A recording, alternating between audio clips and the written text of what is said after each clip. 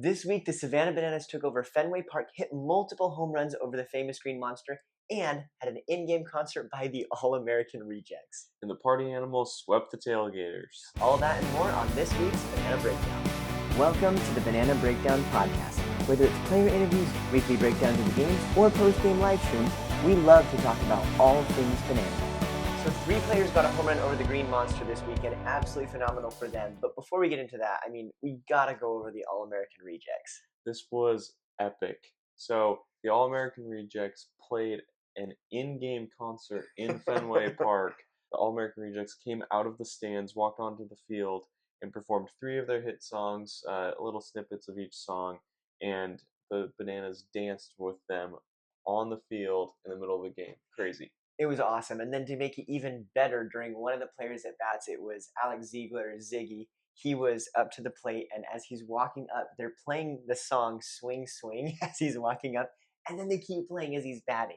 And it was awesome. It was a hilarious moment to watch, and they were literally right next to the dugout, on the sidelines, on the field.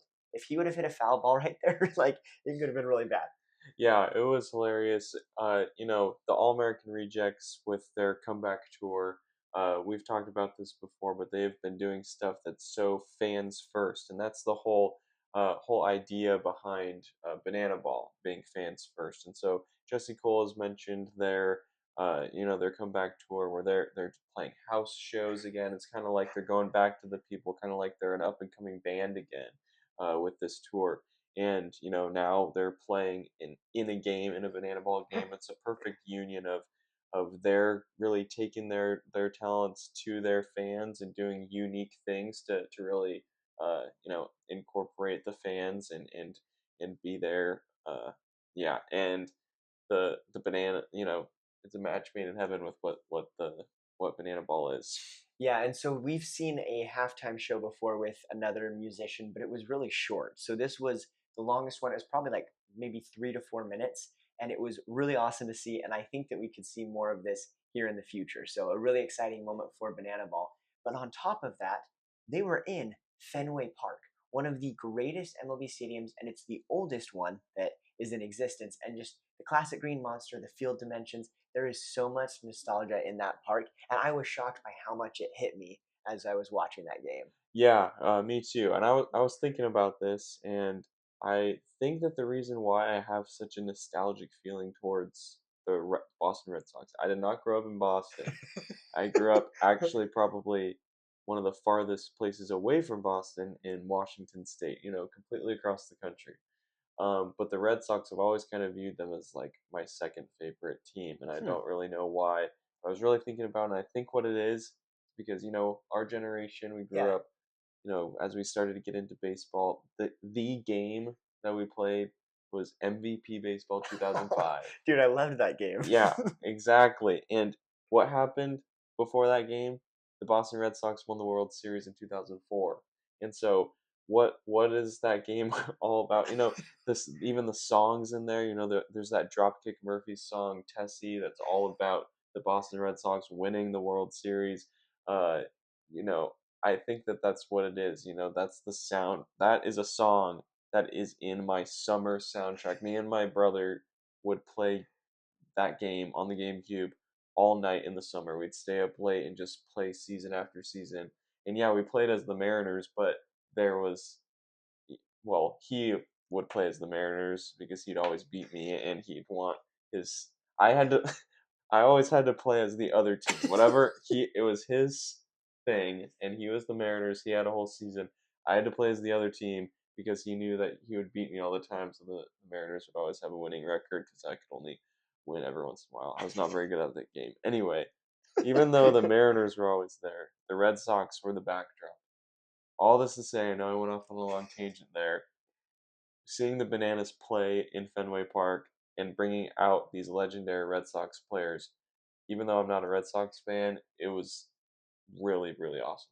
That is so true. I loved playing that game growing up. And like Sammy said, he grew up in Washington. I grew up in Arizona. We only met like 5 years ago. So like it wasn't that we were playing this game together, but that's a really crazy connection that we both grew up playing that game. And it's so true because like you see them playing on Fenway Park because the Red Sox had just won. Huge piece of the game. And I just think that field in general is so unique, with the left field wall with the green monster, with the sidelines and the fans being right there. This weekend, one of the firefighters hit a home run and it was out to right field, and it blew my mind like how low the fans were to the Yeah, ground. Like Reese Alexiades was out there trying to catch it, and he was like towering over the fans there. The field dimensions are just crazy. It's yeah, awesome to that watch. that wall is so small, and then you've got the green monster, which is huge. Yeah, it is an awesome ballpark. Definitely on my bucket list of I have to go to Fenway, and it was also awesome because this was Fourth of July weekend, and so what? There's no better place to be than in Yeah. Boston for Fourth of July. Yeah, so it was really cool to see. And with all of those things, we had a couple players hit home runs over the Green Monster. We had Logan Lacey for the Firefighters hit the first ever banana ball home run over the Green Monster. We had Caden Green also for the Firefighters, and then DR Meadows hit one as well for the Savannah Bananas. So really cool moment for all of those three, and then just some other iconic things of like Coach Rack doing his classic rack flip with the Green Monster in the backdrop, and just Yeah. so many other cool moments that we were able to see in Fenway Park. So it was definitely the standout of the weekend was Fenway Park, and then you add in the All American rejects, and it was just absolutely crazy. Yeah, the games themselves weren't super competitive. The Bananas kind of controlled things throughout both games, but there were just still some awesome moments, and I kind of wish the games were a little more competitive, just because everyone was watching. This game was on ESPN, not ESPN2, not ESPN Plus. I mean, you could watch it on ESPN Plus, but it was on the cable channel ESPN. So many people were watching. I would love to see the ratings when it comes out. I'm really curious to see what the estimates are for how many people are watching, and thousands of people watching on YouTube. Um, I wish that there would have been a better showing, more competitive showing, but the show itself was great. Yeah. Yeah, and it's intriguing to see is like, hey, this is a huge step for Banana Ball being on the cable ESPN. Like maybe it's not going to be a lot of them, but like when they do the tour championship at the end of the year, ESPN is going to be biting at the bullet to try to get that game. So like Yeah, you can try to like they can do a bunch of things, and I think one of the other games was also on Roku this weekend. Like yeah, they're just expanding like crazy to all of these different other things, and the nice thing is that they've made a stand. They've said our games will always be free on YouTube. You are not getting exclusive access, but you are getting access, and it's the yeah. same exact show broadcast on their channel, and it's really cool to watch. Yeah, it's just all about reaching as many fans as possible. That's something that Jesse Cole had an interview with the Athletic, and they posted the entire in-person interview on his YouTube channel, and that's something that he talked about. Is just he's all about. He's not talking about money. He's not talking about how much money can this generate. Um, his goal is to reach 1 billion fans. And so, what better way to do that than to partner with the world's leader in sports, ESPN? It's Yeah, all about growing uh, the game. Reaching as many people as possible. Even though most of the people are still getting it for free. Yeah, yeah. it's not about the money; it's about the fans. Yeah, and that was really cool because yeah, in that interview and some other ones, it's like it always goes to, hey, from a business standpoint, the business owners and the people that are intrigued in that, they want to know what are your revenue figures, what are this, and he's like, it was really funny. He's like, first of all, I'm not going to tell you because it's going to be wrong in 2 weeks, and it was like that was funny of just like Yeah, how big and fast they're growing, and then he's like, and two, that's not what the story should be about. We are all about the fans, and he said in other interviews, he's like, I don't even know like what's exactly in our bank account, like in the Bananas bank account. He's like, I have people who are over that, and they will let me know if there's something wrong. I tell them to deal with it, and I deal with the fans. And it's just really crazy to hear because that's not how you run a normal business, but it's obviously working very well for them. yeah, and him and his wife are complete owners Yep. of Fans Which is First, and awesome. of the company, the overarching company, Fans First Entertainment. He has not had any outside investors, because he said, what are they concerned about? They're concerned about getting a return. What he's concerned about is just get as many fans as possible, and they're willing to go anywhere. And so, yeah, this was a monumental weekend. I think a lot of people are being exposed to Banana Ball because of the ESPN, because of the All American Rejects. I think we brought Yeah. in some fans that love the All American Rejects, and they saw that, and it's like, yeah, just awesome. And again, with the nostalgia factor, the All American Rejects, when were they super famous? In 2005. They totally could have been on MVP baseball. I should have looked that up before we started doing this because I don't know. Maybe they are, but yeah, the early 2000s. It's all coming up.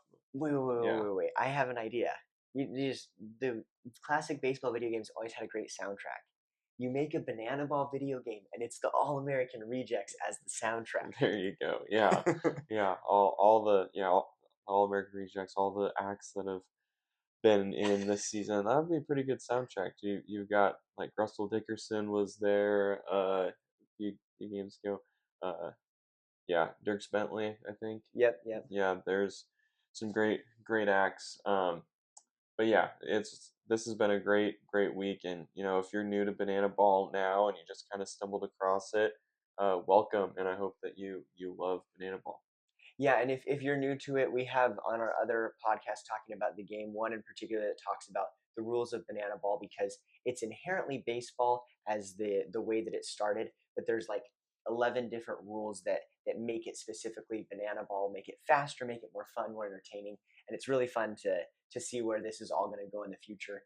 And they're going to go and have a league next year. They're going to have 6 teams. There's so much growth. And one of the things that we'll talk about at the end of the podcast is the visitors. You can see them on the bottom of this if you're watching with our little You can J here. barely see it. It's barely. We wrote it in a gray marker because they have the gray jerseys, but they're the developmental team and they're doing great things, and it's exciting to see where they're going to go. But I think for now we need to talk about a couple more of those cameo appearances, and then we got to get into the party animals. I know Sammy's Yes, itching I to need talk to get a about. different hat on. Yeah, one that I wanted to talk about was Brock Holt. He came on, former Red Sox player, um, and his at bat was hilarious. Most of these fans here, obviously, are in Boston. They're Red Sox fans. He fouls out to a fan, which the majority of the fans are disappointed because Which I will say to add in, like you watch the broadcast, he catches it, and you just hear this huge audible boo. They were so mad. yeah, they wanted him to get a hit. They're there to in part. They want to see the Bananas, but they also want to see the Red Sox players. But no, he fouls out to a fan. Fan catches it, counts as an out, and this fan is just so excited. And the broadcasters, Pico and Josh, they're like, maybe this guy's a Yankees fan. Yeah, it was crazy. But what Brock Holt talked about at the end in interview, he said that his at bat actually went exactly how he wanted it to. It's funny. Obviously, he didn't want to get out, but he was just kind of laughing it off, saying that he was glad that he was just worried he was going to pull a hamstring if he hit the ball in play. So perfect. You get out on a foul ball. You don't have to run first base. Yeah, yeah, and there were some other crazy moments.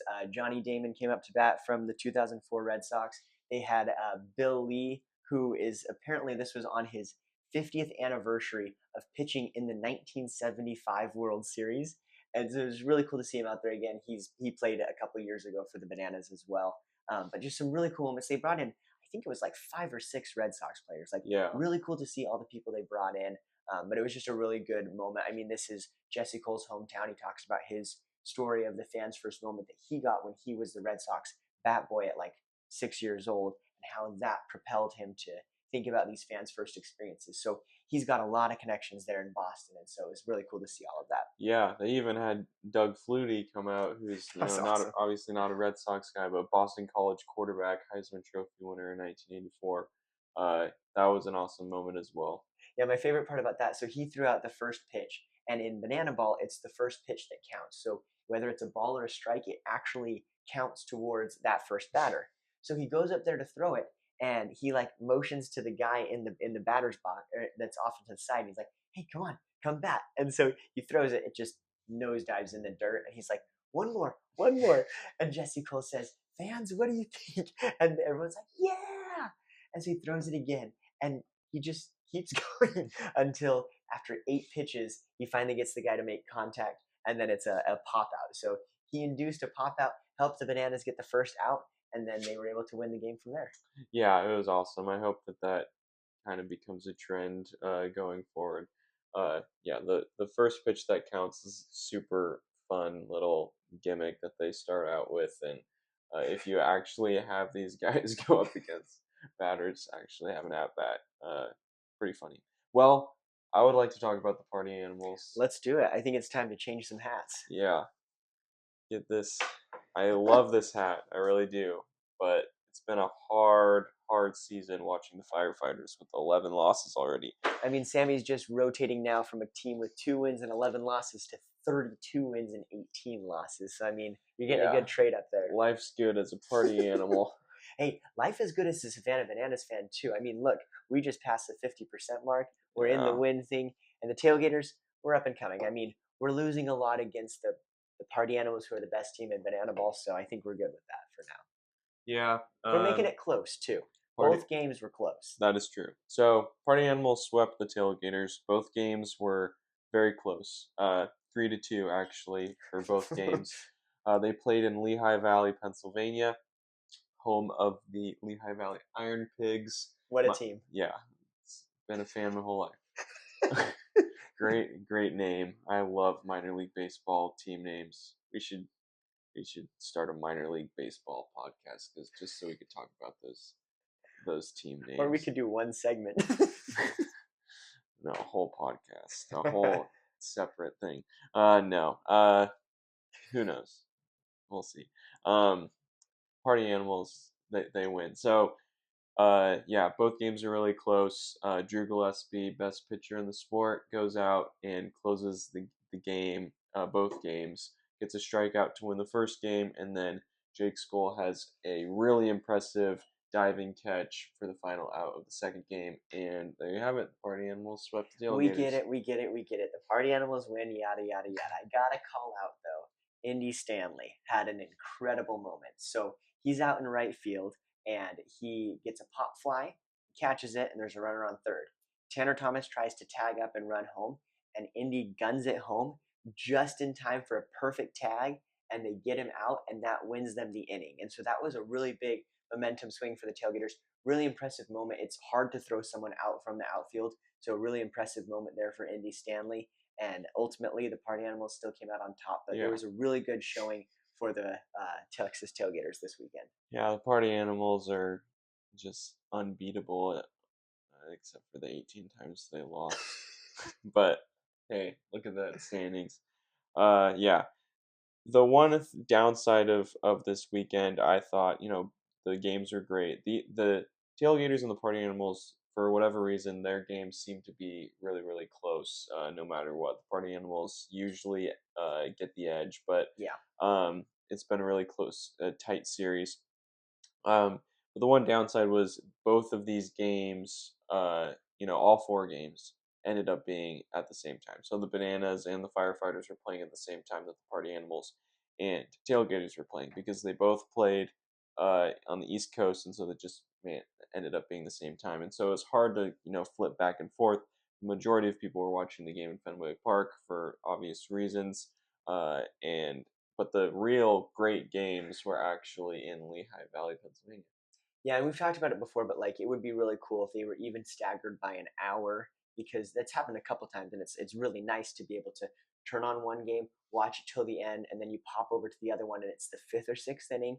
It's getting to the end of it, and you get to watch the end of it as well, because it kind of gets hard when you're like in the ninth inning and you want to just enjoy that moment, but you're kind of like, wait, where's this one at? And you sometimes are flipping back and forth. So Yeah, especially for us, we were getting on a live stream right after on Saturday, and so we had just finished the Bananas game, and then we flipped on to the Party Animals game, and we're like trying to watch it while setting everything up, and yeah, I mean that happens no matter what when we do live streams, because we try to go live right away. But anyway, we do live streams, so if you want to check them out sometime. yeah, so it was a really fun weekend seeing that stuff at Fenway Park, seeing the amazing celebrity cameos, lots of fun stuff. There's so many good things coming up in Banana Ball here in the future, and one of those is the visitors this weekend. So they are Banana Ball's developmental team. They've played 3 games against the Party Animals so far, and they're going to play 3 more games against the Bananas this weekend, and then their season is over. And what we've learned is that some of the visitors will then join the banana ball teams this year, and then presumably even more of them will join the two new teams that are coming next year. But that's really exciting, and we were looking at the schedule. We were like, why is there this random 1 week break in the calendar? They literally have like they don't have breaks. They had one break this entire season, and that was because there was like a hurricane or some big rainstorm. So like they don't have breaks, so there's got to be a reason. And we were looking, and it's because the visitors' season's ending, and presumably, if they're bringing more people on, maybe they're taking this time to get some contracts ready, and maybe we'll see some visitors on the teams here in the next couple weeks, which would be so exciting. Yeah, that would be awesome. We don't know for sure. We're just kind of speculating there, but that would be really cool for some of those guys to get on rosters right away. I'm pretty sure, there's two more teams being added next year. I'm pretty sure most of these guys are going to find a roster spot somewhere. But it would be really cool to see some of these guys start right away instead of having to wait to see them until next season. Yeah, and they've had a couple weeks off at this point, so like they Drake Toll said on their game that they actually the Savannah Bananas team, the backup entertainment people, they don't come up with any of the celebrations for the visitors. It's on them to take the initiative so that they can like kind of see how the players do, and it's their tryout. And so we saw a couple things from them, but I fully expect the celebrations and all that to take taken to the next level this weekend. So it'll be really exciting to watch. But yeah, so then we'll have the breakdowns of the games next week, and then the following week, because there will be no games, we will just fill that slot with another player interview. We've had a few of them on the podcast so far. It's been so fun to hear their stories, and you should definitely check them out if you haven't already. But yeah, we've got some really cool stuff coming in the pipeline for you guys here in the future. Yeah, we're really excited. Banana Ball is awesome, and go party Go animals. Bananas!